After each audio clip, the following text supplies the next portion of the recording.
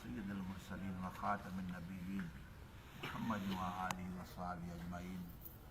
अम्मा बाद फ़अऊज़ु बिल्लाहि मिनश शैतानिर रजीम। बिस्मिल्लाहिर रहमानिर रहीम। वल मुहसनातु मिनन निसाए इल्ला मा मलकत अयमानुकुम किताबल्लाहि अलैकुम व उहिल्ल लकुम मा वराअ ज़ालिकुम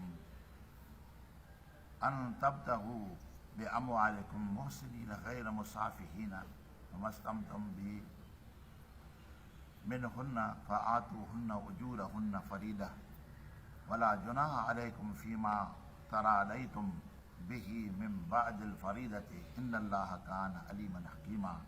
सदक़ल्लाहुल अज़ीम सदक़ रसूलुल्लाह।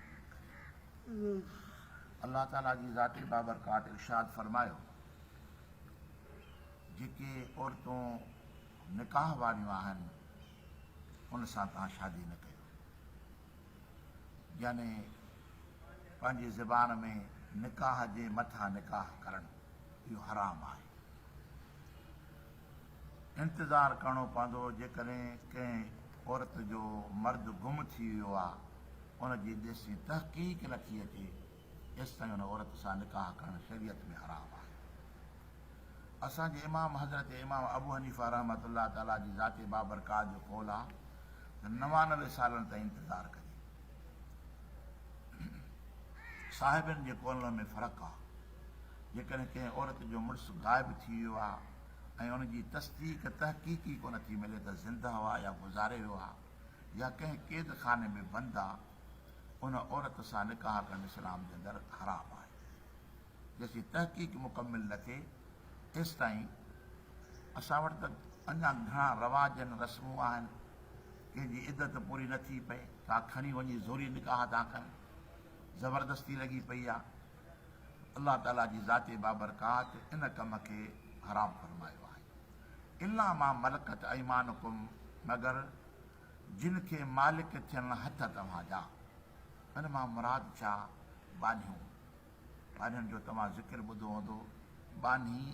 बानियूं ऐं बानहा, इहा कहिड़ी शइ आहे? जंग जी हालत जे अंदरि जॾहिं जंग थींदी आहे त कोन जे मथां ग़ालिब थींदो आहे। इहो जंगी कानून आहे। जॾहिं उन शहर जे मथां गैर क़ौम क़ाबिज़ थी वई त हाणे उन मुल्क जा मर्द जेके हूंदा, यानी अवाम नास, उहे बाना बणिजी वेंदा ऐं उन्हनि जूं औरतूं बानियूं बणिजी वेंदियूं। इहो जंगी कानून नबी करीम सल्लल्लाहु अलैहि वसल्लम जे ज़ुहूर खां अॻु में ई मौजूदु हुयो ऐं इस्लाम उनखे टोड़ियो न टोड़ियो। उन में बि को सबबु हुयो, हालांकि ईअं न आहे। यानी जेके मर्द हुजनि उहे बाना थी वञनि ऐं जेके औरतूं थींदियूं आहिनि उहे बानियूं बणिजी वञनि। पोइ उहे औरतूं शादी शुदा हुजनि या गैर शादी शुदा हुजनि, उहे बसि मुजाहिदनि में विराइजंदियूं। उनजी ज़िंदगी बानप में गुज़रंदी। यानी सिर्फ़ु उनखे मानी पियो खाराईंदो, राश ॾींदो ऐं उन औरत खे पियो इस्तेमालु कंदो जंहिंजे नाले ते बानी हूंदी। ईअं न जो हुनजी बानी हुन वटि वञे, हुनजी बानी हू इस्तेमालु करे। इहो इस्लाम जे अंदरि मनो थियल आहे। यानी इहो जंगी कानून हुयो। मसलन त अॻु में ईअं हुयो न साईं, अलाह जे महबूब उनखे टोड़ियो न। इन करे नबी करीम सल्लल्लाहु अलैहि वसल्लम बि खोड़ मुल्कनि जे अंदरि जंगियूं कयाऊं। खोड़नि ग़ज़वातनि में अलाह जो महबूब पाण शरीक थियो आहे। पर जेकॾहिं हिकिड़ो काफ़िर असांजे मथां ग़ालिब थी करे असांजी औरतुनि खे बानियूं बणाए, असां त उनखे बीबियूं कोन बणाईंदासीं। इहो हिकिड़ो जंगी कानून आहे। भई अॼु ॾींहं ताईं बहाल आहे, उहो ख़तमु कोन थियो आहे। पोइ उहे औरतूं जेके हथ अचनि न उनखे बानियूं बणाईंदो आहे। पोइ बानी सां निकाह करणु उनजे मालिक खे जाइज़ न आहे, उहा ईअं पई इस्तेमालु थिए। पर जेकॾहिं उहा का बानी मुस्लमान थी वञे त पोइ मालिक पाण खेसि जंहिंजी बानी आहे त मां तोसां निकाह करण जो इरादो कयो आहे, त उनखे आज़ादु करणु ज़रूरी आहे।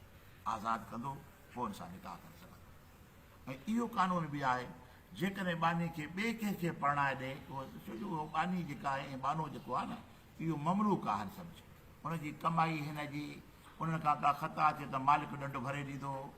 बसि सिर्फ़ु उनखे नफ़को ऐं राश ऐं लिबास ॾींदो। बाक़ी मरदे मरी वञे उहो बानो रहंदो। ऐं अञा बि अरबनि में उन्हनि जो नसुलु मौजूदु आहे, जेके अरब रखियूं अचनि था। पोइ नबी करीम सल्लल्लाहु अलैहि वसल्लम जी ज़ाते बाबरकात इहा महिरबानी फरमाई इस्लाम जेकॾहिं कोई का ख़ता थी वञे त इन ॿाननि खे आज़ादु कराए, हिनखे आज़ादु कराए। जंहिंजो हाणे जंहिंजो को ॿानो आहे, 5 ॿाना आहिनि, 8 ॿाना आहिनि, जेकॾहिं रोज़ो कंहिं शख़्स खां ॼाणी वाणी टुटी पियो आहे त उहो किफ़ारे जे अंदरि हुन खां हिकिड़ो ॿानो ख़रीद करे हुनखे आज़ादु कराए। इस्लाम इंसानियत जो दीन आहे न। उहो ॿाना रखंदा पिया अचनि, अलाह जे महबूब कानून ॾेई छॾियो, अलाह जे क़ुर मुताबिक़, ऐं खोड़ कमनि जे अंदरि ॿाने खे आज़ादु कबो आहे। कंहिं जे क़तल पियो थिए, क़तल जे अंदरि बि ॿानो आज़ादु करण जो हुकुम आहे। किफ़ारे जे अंदरि ॿाने खे आज़ादु कंदो, पर उन में शर्त आहे त उहो ॿानो मुस्लमान हुजे। जीअं मुस्लमान न आहे त पोइ ॿियनि कमनि में ग़ैर मुस्लिम इस्तेमालु थींदो। उनखे ज़बरदस्ती मुस्लमान न कबो, जंहिं मज़हब ते आहे बानी या बानो रहंदा, ऐं उनखे ममलूक सम्झी करे पाण वटि उनखे रखियो वेंदो। पर इस्लाम जी फितरत तव्हांखे मां ॿुधायां थो पियो, नबी के सलाह सलम ख़ुदि ॿारनि खे आज़ादु करण जो हुकुम फरमायो ऐं पंहिंजी उम्मत खे तकलीफ़ या ताक़ीद फरमायूं त ॿारनि ऐं ॿारनि खे आज़ादु कजो, इन जहिड़ो को अजुर आहे ई कोन। ॾिसो न, हज़रत बिलाल रज़ी अलाह ताला अन्हु ख़ुदि ॿानो हो, जेके हज़रत अबू बकर सिद्दीक़ रज़ी अलाह ताला खे ख़रीद करे अची महबूब जी बारगाह में पेश कया। यानी अबू बकर जी अज़ीम नेकी आया। बिलाल जो वजूद हज़रत अबू बकर सिद्दीक़ रज़ी अलाह ताला जी नेकी आहे। यानी हाणे अलाह ताला जी ज़ाते बाबरकात फरमाए त जेको ॿारनि खे तव्हां मालिक थियो न, ॿारनि खे तव्हां मालिक थियो त उहे तव्हां ईअं इस्तेमालु कंदो ॿारनि खे, उन सां निकाह न थींदो। फरमाए त किताब अल्लाह अलैकुम, इहो अलाह ताला तव्हांजे मथां लिखी छॾियो आहे। व उहिल लकुम मा वराअ ज़ालिकुम, ऐं हिलाल कयो वियो आहे तव्हांजो इहो सिवा इन जे आहे। सिवा मुराद जेको कल्ह वांजी ख़िदमत में जिन औरतुनि जो ज़िक्र थियो, इन औरतुनि सां निकाह करणु हराम आहे, ऐं उन खां सिवा जेके औरतूं आहिनि उन सां निकाह करणु जाइज़ आहे। फरमाए त अन तब्तगू बिअमवालिकुम मुहसिनीन गैर मुसाफिहीन, ही जो तव्हां तलब कयो पंहिंजनि मालनि सां, माल मां मुराद महर ॾियो था, त मुहसिनीन गैर मुसाफिहीन, अहिड़नि औरतुनि सां तव्हां निकाह कयो जेके पाकिदाननि में बि हुजनि, जेकोकार हुजनि, जेके पंहिंजी इज़त ऐं इफ़त जी हिफ़ाज़त कंदड़ हुजनि, गैर मुसाफ़ी, ऐं अहिड़ियूं बदकार औरतूं न हुजनि जो तव्हां हुन सां निकाह कयो। जेकॾहिं तव्हांखे शुबो आहे त हीअ औरत जेका सो जो क़दम सही न आहे, हुनजो पेर सही न आहे, त ॼाणी वाणी तव्हां हुन सां निकाह न कयो, बल्कि तव्हां सुठो घर ॻोल्हियो, सुठो ख़ानदान ॾिसो, सुठियुनि औरतुनि सां निकाह कयो। फमस्तमतअतुम बिही मिनहुन्न फआतूहुन्न उजूरहुन्न फरीदतन, अल्लाह ताला जी ज़ाते बाबरकात फरमाए जॾहिं तव्हांजो निकाह मोहसिनीन सां थी वञे त पोइ उन सां तव्हां मिलियव, उन मां फ़ाइदो हासिलु कयव, त हाणे तव्हांजे मथां ज़रूरी आहे त उनजे महर खे फ़र्ज़ सम्झी करे अदा कयो। मर्द फ़र्ज़ ॾियणु ज़रूरी आहे, पोइ महर ॾियणु ज़रूरी आहे। वला जुनाह अलैकुम फीमा तरादइतुम बिही मिन बादिल फरीदत, महर मुक़ररु करण खां पोइ यानी मुक़ररु कयो त 50,000 मां महर ॾींदुसि, ईअं न ॾिनई कोन त बि निकाह थी वेंदो, या महर जो ज़िक्र न थियो निकाह में त बि थी वेंदो। पर महर जॾहिं औरत तलब कंदी उन औरत खे महर ॾियणु ज़रूरी आहे। पर अल्लाह ताला जी ज़ाते बाबरकात फल जेकॾहिं तव्हां ॿई ज़ाल मुड़ुस पाण में राज़ी थी वञो, महर जे मामले में राज़ी थी वञो, ऐं औरत ईअं थी चाहे त मां पंहिंजो महर तोखे माफ़ थी कयां, इहा वॾी औरत अजुर जे मुस्तक़ आहे, वॾी इज़त जे मुस्तक़ आहे। हबीब करीम सल्लल्लाहु अलैहि वसल्लम अहिड़ी ख़ातून जी तारीफ़ फरमाई आहे जेका पंहिंजे महर खे पंहिंजे मुड़ुस जे मथां माफ़ करे छॾे, त तो पंहिंजे मथां लाज़िम कयो मुंहिंजो महर, पर मां तोखे बख़्शियाई थी पई, त इहा सूरत बि हिकिड़ी बख़्शी जी आहे। पाण में जेकॾहिं तव्हां राज़ी थी पओ या महर केरण में त 50,000 तो चयो, हाणे 20,000 ॾे भला, इन में राज़ी थी पओ, फला जुनाह अलैकुम, इन में को गुनाह कोन्हे।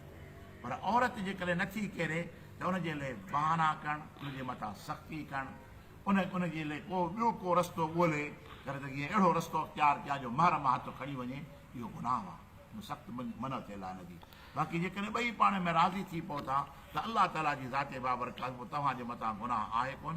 इन अल्लाह कान अलीमन हकीम आहे, जेको तव्हां ज़ाल मुड़ुस पाण में अमल कयो था पिया, बेशक अल्लाह ताला ॼाणी हिकमत वारो आहे। यानी अल्लाह ताला जी ज़ाते बाबरकात असांजी ॿाहिरी ज़िंदगी खे बि बयानु करे थो, अंदरी ज़िंदगी खे बि बयानु करे थो।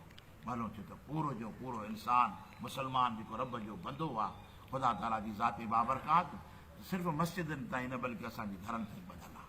रब करीम असांजे घर ई मामलनि जे अंदरि बि मुदाख़लत करे ऐं सम्झाए थो पियो त मां करीम रब तव्हांखे सिर्फ़ु निमाज़ जो हुकुम कोन कयो त मां सिर्फ़ु रोज़े जो न, बल्कि माशरे जे अंदरि जेके ख़राबियूं आहिनि उनखे दूरि कयो, पर अलाह जे रसूल जे हुकुम सां, त जीअं तव्हां जूं ज़िंदगियूं साफ़ थी वञनि। ॾिस, इस्लाम जे अंदरि औरत ते पर्दो फ़र्ज़ आहे, इहो मर्द ते न आहे। इहो हिकिड़ो फ़र्ज़ु अहिड़ो आहे जेको मर्द ते आहे, औरत ते आहे। हिकिड़ो फ़र्ज़ु अहिड़ो आहे जेको मर्द ते आहे, यानी जिहाद करणु औरत ते फ़र्ज़ु न आहे, पर्दो करणु वरी मर्द ते फ़र्ज़ु न आहे, हीउ फ़र्ज़ु आहे। हाणे अलाह ताला जी ज़ाते बाबरकात औरत खे पर्दे में ईअं करे रखियो आहे त उन में इफ़त पैदा थिए, पाक दामनी पैदा थिए।